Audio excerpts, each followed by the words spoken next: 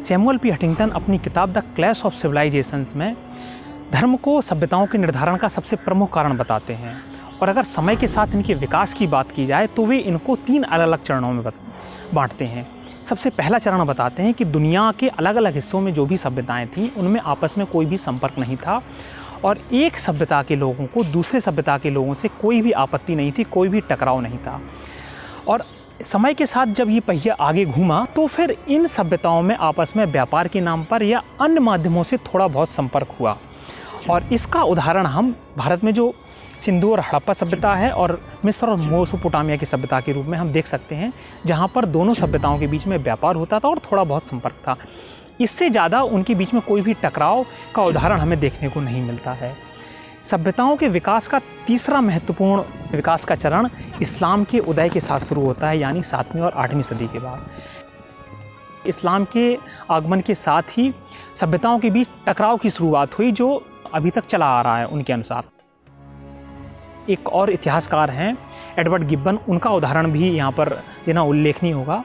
उन्होंने अपनी किताब the history of the decline and the fall of the Roman empire में लिखा है कि इस्लाम जब उसका उदय हुआ तो उसका जो लड़ाका वर्ग था, जो दूसरे इलाकों को जीतने के लिए निकला था, तो इस्लाम के जो उलेमा वर्ग था, जो आपका धार्मिक वर्ग था, उसने उस लड़ाका वर्ग को शेष दुनिया के लिए 2 ऑप्शन दिए कि उनके एक हाथ में पवित्र पुस्तक थी उनकी और दूसरे हाथ में तलवार थी। यानी जो विधर्मी लोग थे उनको या तो उस किताब को एक्सेप्ट करना था या फिर तलवार का सामना करने के लिए तैयार रहना था। यानी सीधे सीधे टकराव शुरू हो गया लोगों में उनके धर्म के आधार पर। अब आप देखें तो ये वही समय था जब भारत में एक तरह से जो केंद्रीय सत्ता कमज़ोर हो रही थी और उसकी जगह से जो क्षेत्रीय रजवाड़े थे वो धीमे धीमे सशक्त हो रहे थे। और भारत में अगर आप देखें तो गुप्त शासन के बाद हर्षवर्धन का काल एकमात्र ऐसा काल था, अंतिम जिसमें हम मान सकते हैं, जहाँ पर उत्तर भारत कम से कम पूरा एक तरह से एकजुट रहा था, एक केंद्रीकृत शासन रहा था। और उसके बाद उत्तर भारत में कोई भी ऐसा शासक नहीं बचा था जो कि उत्तर भारत को एकजुट रख सके, उसे केंद्रीकृत शासन दे सके। और फिर ऐसी स्थिति में भारत में एक वैक्यूम की स्थिति क्रिएट हो गई और इसी निर्वात का फ़ायदा उठाया वो अफ़गानिस्तान में एक गजनी प्रांत के शासक महमूद गजनवी ने। तो चूँकि ये वैक्यूम एक तरह से हो चुका था और भारत में कोई भी एक शक्ति नहीं थी, एक प्रतिरोधी शक्ति नहीं थी जो कि महमूद गजनवी का सामना कर सके, तो महमूद गजनवी ने इसको एक अवसर के रूप में देखा और उसने फिर अपने अभियान सोमनाथ के अभियान की शुरुआत की। ये समय 1025 ईस्वी दिसंबर का है। पहला प्रतिरोध उसे मुल्तान के शासक अजयपाल का पड़ा, लेकिन अजयपाल ने बिना लड़े महमूद गजनवी को रास्ता दे दिया। अगर वो लड़ता भी तब भी कोई फ़ायदा नहीं था, क्योंकि अजयपाल और महमूद गजनवी की सेनाओं में ज़मीन आसमान का अंतर था। इसलिए बिना लड़े अजयपाल ने उसको एक तरह से रास्ता दे दिया।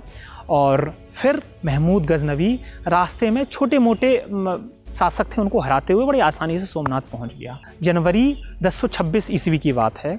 कैसी उसकी भव्यता थी, कितना महत्वपूर्ण मंदिर था, इसका वर्णन रोमिला थापर अपनी किताब अर्ली इंडिया में करती हैं। इस किताब का हिंदी संस्करण भी उपलब्ध है।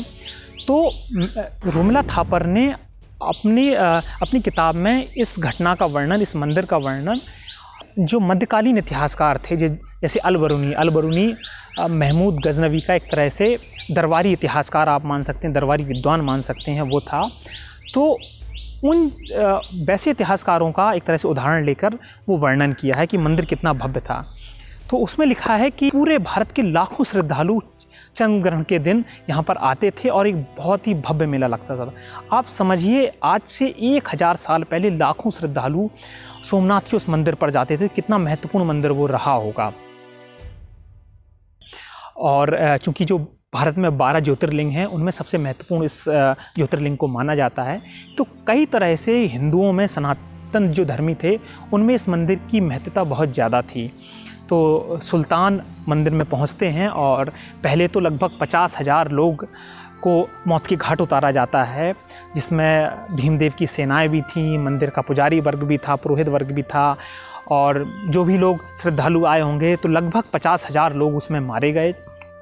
और जब सुल्तान मंदिर के गर्भगृह में पहुंचता है तो देखता है कि जो शिवलिंग है वो शून्य में अटका हुआ है। तो ये देखकर बड़ा आश्चर्य होता है सुल्तान को। तो सुल्तान इसका कारण अपने सहयोगियों से, अपने सिपाहियों से जानना चाहता है। तो सिपाही उसे बताते हैं या उसके सलाहकार उसे बताते हैं कि संभव है कि जो इसको बनाने वाला जो कारीगर था उसने ये जो मंडप है वो चुंबक का बनाया हुआ है, और जो शिवलिंग है वो लोहे जैसी किसी धातु का बना हुआ है, और इस कारण ऐसी व्यवस्था की गई है, मूर्ति जो है, शिवलिंग जो है शून्य में अटका हुआ है, जिसे हम बोलते हैं माइक्रोग्रेविटी या भारहीनता की स्थिति में है। तो जब ये सुनता है तो फिर सुल्तान अपने एक सिपाही को आदेश देता है कि इस बात का परीक्षण किया जाए। तो वो सैनिक का अपना लोहे का भाला उस शिवलिंग के चारों ओर घुमाता है, तो उसे कहीं भी ऐसा कोई चुंबकीय प्रतिरोध, चुंबकीय क्षेत्र का अनुभव नहीं होता है। तो इसके बाद फिर उस मंडप को और मूर्ति को तोड़ने की शुरुआत होती है। तो देखिए कैसे उसको तोड़ा जाता है। तो सबसे पहले मंडप का ऊपरी हिस्सा हटाया जाता है, तो मूर्ति थोड़ा सा, उसमें थोड़ी सी गति आती है, और इसके बाद फिर दायां हिस्सा हटाया जाता है तो मूर्ति थोड़ी सी और झुकती है, फिर बायां हिस्सा हटाया जाता है तो मूर्ति पूरी तरह से गिर जाती है। और इसके बाद कुछ अन्य स्रोतों में, जैसे डॉक्टर अंबेडकर ने अपनी किताब पाकिस्तान और the partition of the India में लिखा है कि सोमनाथ के उस शिवलिंग के 4 अलग अलग हिस्से किए गए। इसमें एक हिस्सा महमूद गजनवी ने अपने शाही दरबार के महल के दरवाजे पर रखवाया, एक हिस्सा गजनी की जामा मस्जिद में रखा गया, 2 हिस्से मदीना भेज दिए गए। यानी ये उदाहरण बताते हैं कि आक्रमण का उद्देश्य, प्रमुख उद्देश्य आर्थिक ना होकर धार्मिक था, और चूंकि ऐसे ही तो धार्मिक भावनाओं को ठेस पहुंचाया जाएगा। यहाँ के बाद डॉक्टर अंबेडकर कहते हैं कि मोहम्मद कासिम हो, महमूद गजनवी हो, या फिर भारत में उसके बाद जितने भी पश्चिम एशिया से मुस्लिम आक्रमणकारी शासक आए, उन सबके अपने अपने हित थे, लेकिन उन सबका एक कॉमन हित था, वो था हिंदू धर्म का विध्वंस करना, सनातन धर्म को नीचा दिखाना और रिलीजियस सुप्रीमेसी स्थापित करना, यानी सिर्फ उनका ही धर्म सबसे ऊपर है ये स्थापित करना। और एक ट्रेंड बन गया डॉक्टर अंबेडकर के अनुसार कि पूरा फिर मध्यकाल में आप देखें तो मंदिरों का विध्वंस इसी पैमाने पर किया गया। इसका मार्क्सवादी इतिहासकारों ने कारण दिए कि सिर्फ आर्थिक कारण थे, लेकिन ये उदाहरण बताते हैं कि कारण जो है मुख्य रूप से धार्मिक थे, धार्मिक भावनाओं को ठेस पहुंचाना था। इन मंदिरों के साथ भारत में मध्य एशिया के दौरान इन मंदिरों के साथ क्या हुआ, इसके बारे में अगर आपको जानकारी लेना चाहें तो एक किताब आती है, Hindu temples what happened to them. ये सीताराम गोयल की किताब है, इसको आप पढ़ सकते हैं। तो इस किताब की सबसे एक प्रमुख विशेषता क्या है कि इस किताब में मध्यकाल के जो शासक थे उनके समकालीन इतिहासकारों का उदाहरण लिया गया है, यानी अकॉर्डिंग टू इस्लामिक एविडेंस के अनुसार भारतीय मंदिरों को क्या हुआ, तो ये जानकारी आप देखते हैं। तो बहुत ऑथेंटिक किताब है ये, आप इसको देख सकते हैं। अब यहाँ से आप एक चीज़ गौर कीजिए, जैसा मैंने बताया कि भारत में जब केंद्रीय सत्ता कमज़ोर हुई तो तब जो पश्चिम एशिया के बर्बर आक्रमणकारी थे उन्होंने इस देश पर आक्रमण किया है। और ये उदाहरण भी मैंने जैसे आपको बताया, शायद यही वजह रही होगी कि हमारा जब संविधान निर्माण हुआ तो उस वक्त जिस तरह के इस भारत राष्ट्र की कल्पना की गई, उसमें जो शक्तियों का बंटवारा किया गया वो केंद्र और राज्यों के बीच, राज्य जिन्हें हम प्रांतों को राज्य कहते हैं, तो यहाँ पर आप देखें तो शक्ति का संतुलन केंद्र की ओर अधिक है, यानी केंद्र को अधिक शक्तिशाली बनाया गया है। शायद यही कारण रहा होगा कि अगर हमारा केंद्र कमज़ोर होगा तो ये बाहरी शक्तियों को आक्रमण करने के लिए एक तरह से प्रेरित कर सका है। और इसीलिए एक संविधान में फिर एक कॉन्सेप्ट आया कि विनाशी राज्यों का अविनाशी संघ, यानी राज्य के आप भारत के अंदर जितने भी प्रांत हैं उनको आप आपस में तोड़ सकते हैं, दो को मिलाकर एक कर सकते हैं, एक के 2 हिस्से कर सकते हैं, लेकिन आप भारत को एक पूरी तरह से इसकी अखंडता को कुछ नहीं हो सकता है। तो शायद ये इतिहासकारों जो हमारा इतिहास है उससे सीख लेते हुए संविधान निर्माताओं ने इसके आधार पर हमारे संविधान की रचना की। खैर, अगर आप हम फिर से सोमनाथ पे आते हैं तो सोमनाथ पे जब विध्वंस हो गया तो कोई भी साक्ष्य नहीं बचा कि मंदिर किसने बनवाया था, किसने इसका अंतिम रूप से जीर्णोद्धार कराया था, कुछ भी पता नहीं लग सका। लेकिन माना जाता है कि 6वीं-7वीं सदी में ये मंदिर बनाया गया था, वहीं के किसी शासक ने बनवाया गया था और समय समय पर इसका जीर्णोद्धार भी होता रहा। महमूद गजनवी के उस विध्वंसक आक्रमण के बाद लगभग 1000 साल बाद जब भारत स्वतंत्र हुआ तो एक बार फिर इसको एक तरह से इसके पुनरुद्धार की बात हुई।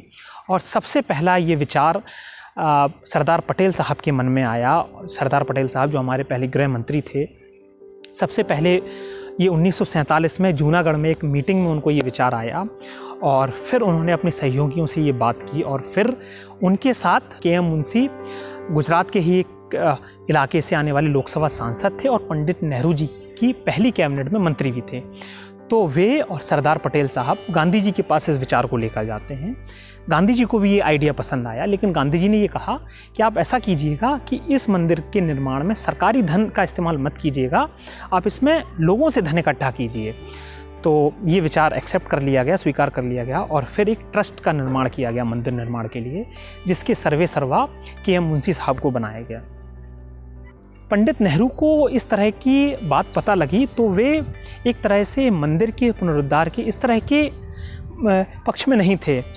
वे कहीं ना कहीं इसको हिंदू पुनरुत्थानवाद से जोड़ते थे और उनको लगता था कि जिन परिस्थितियों में भारत को स्वतंत्रता मिली है और एक रक्त रंजित विभाजन हुआ है, काफ़ी बड़ी संख्या में मुस्लिम यहाँ से गए हैं और कुछ मुस्लिम अभी भी यहाँ रह रहे हैं, और जिस तरीके से 1947 की चूँकि बात है तो संविधान निर्माण अभी चल ही रहा था, तो ऐसे में सरकारी प्रतिनिधियों का, जनप्रतिनिधियों का इस तरह के धार्मिक कार्यों में इन्वॉल्व होना, शामिल होना, वो एक तरह से जो हमारा चरित्र होने वाला था राष्ट्र, उसके अनुकूल नहीं था। इसलिए उनको लगता था कि हम इस तरह से मंदिर का निर्माण ना करें। लेकिन के.एम. मुंशी ने उनको उत्तर दिया, तो उनके बीच में जो पत्राचार हो काफ़ी इंटरेस्टिंग है, काफ़ी रुचिकर है, वो पढ़ना चाहिए। 2-2.5 साल बाद इस मंदिर का पूरी तरह से निर्माण हो गया और जब प्राण प्रतिष्ठा की बारी आई तो डॉक्टर राजेंद्र साहब को इसमें आमंत्रित किया गया, जो भारत के पहले राष्ट्रपति थे। 1951 की बात है, मई 1951 की। तो उस समय तक हमारा संविधान न सिर्फ बन चुका था बल्कि अंगीकृत भी हो चुका था और पूरी तरह से एक व्यवस्था काम करने लगी थी। तो जब पंडित नेहरू को ये बात पता लगी कि डॉक्टर राजेंद्र बाबू उसकी उद्घाटन में यानी प्राण प्रतिष्ठा में जा रहे हैं, तो फिर पंडित नेहरू ने एक पत्र लिखा, जाने के प्रति आपत्ति जताई और न जाने का एक तरह से उनका इशारा था। लेकिन डॉक्टर राजेंद्र बाबू ने जो जवाब दिया वो भी काफ़ी उल्लेखनीय है। उन्होंने कहा कि वो भारत में जितने भी धर्म हैं उनका सबका बराबरी से सम्मान करते हैं और ये तो सिर्फ हिंदू या सनातन धर्म की बात है, इसके अलावा भी किसी और धर्म का भी ऐसा कोई कार्यक्रम होगा तो वो इसी उत्साह और उमंग के साथ उस कार्यक्रम में हिस्सा लेने भी जाएंगे। तो फिर पंडित नेहरू के अपने तर्क थे और डॉक्टर राजेंद्र बाबू के अपने जवाब थे, और तो इस तरह से नेहरू की आपत्तियों को दरकिनार करते हुए डॉक्टर राजेंद्र बाबू जाते हैं। इनके बीच का, और जो जैसे मैंने पहले बताया कि नेहरू और के.एम. मुंशी के बीच का भी जो पत्राचार हुआ वो काफ़ी उल्लेखनीय है, काफ़ी रोचक है, रुचिकर है। उसको भारत में, जो आधुनिक भारत में जो सांप्रदायिकता और धर्मनिरपेक्षता या पंथ निरपेक्षता के बीच में जो की बहसें चलती हैं, उसके लिए उनको पढ़ा जाना बड़ा उल्लेखनीय। इस घटना को, उस घटना को आज के परिप्रेक्ष्य में, आज की जो बहस होती है उसके परिप्रेक्ष्य में भी हम देख सकते हैं। तो जब डॉक्टर राजेंद्र बाबू वहाँ जाते हैं तो वहाँ पर 2-3 बातें वो बड़ी उल्लेखनीय कहते हैं। सबसे पहले तो वो कहते हैं कि हमारी जो आस्थाएं होती हैं वो किसी भी इमारत, किसी भवन या कोई भी भौतिक निशानी से डिसाइड नहीं होती, निर्धारित नहीं होती हैं। हमारी ये आस्थाएं सदियों से चलने वाली चीज़ें हैं, इनको कोई प्रतीक चिन्ह मिले या ना मिले, ये आस्थाएं हमेशा रहती हैं। और दूसरी बात उन्होंने बहुत महत्वपूर्ण कही थी, वो थी कि जब ये मंदिर बनाया गया तो उस समय भारत बहुत वैभवशाली था, धन्य धान्य से संपन्न था। आज हम जब इस मंदिर का एक तरह से फिर से पुनरुद्धार हम लोगों ने कर लिया है, तो आज हम ये संकल्प लें कि हम एक बार फिर से वैसा ही वैभवशाली, धन्य धान्य से संपन्न भारत का निर्माण करेंगे और उसके निर्माण का हम संकल्प आज से लेते हैं। तो इस तरह से सोमनाथ का विध्वंस हुआ और उसका फिर पुनरुद्धार हुआ। चलते चलते आपको यहाँ पर ये भी बता दूँ कि उस यहाँ पर लुटेरों की और आक्रमणकारियों की नियति क्या होती है। तो अटल जी का ये किस्सा है। अटल जी जब पहली बार विदेश मंत्री बनकर अफ़गानिस्तान जाते हैं तो वो स्वयं लिखते हैं कि उन्होंने वहाँ पर अधिकारियों से कहा कि वो गजनी प्रांत घूमना चाहते हैं। तो वहाँ के अधिकारियों ने थोड़ा सा आश्चर्य व्यक्त किया कि गजनी में तो ऐसा कुछ है नहीं, ना तो वहाँ कोई मॉन्यूमेंट है, ना वहाँ पर कोई ऐसी प्राकृतिक छटा है, कोई झरना नदी, ऐसा कुछ भी नहीं है कि वहाँ पर कोई एक पर्यटन की दृष्टि से कोई जाए वहाँ पर। तो वो बड़ा आश्चर्य में पड़ गए वहाँ के अधिकारी। तो अटल जी कहते हैं कि मैं किस पीड़ा से उन्हें ये बता सकता था कि मैं वो प्रांत देखना चाहता हूँ जिस प्रांत के शासक ने हमारे स्वाभिमान पर, हमारा जो एक तरह से गौरव था सोमनाथ का मंदिर, उसे इस तरह तोड़ा था, उसे लूटा था। आज वो किस दशा में है, वो गजनी प्रांत किस दशा में है। तो ये हालत होती है लुटेरों और आक्रमणकारियों की। और इसके साथ ही इस कहानी को हम यहीं ख़त्म करते हैं। तो ये कहानी आपको कैसी लगी हमें ज़रूर बताइएगा, क्योंकि आपका फीडबैक हमारे लिए बहुत महत्वपूर्ण है।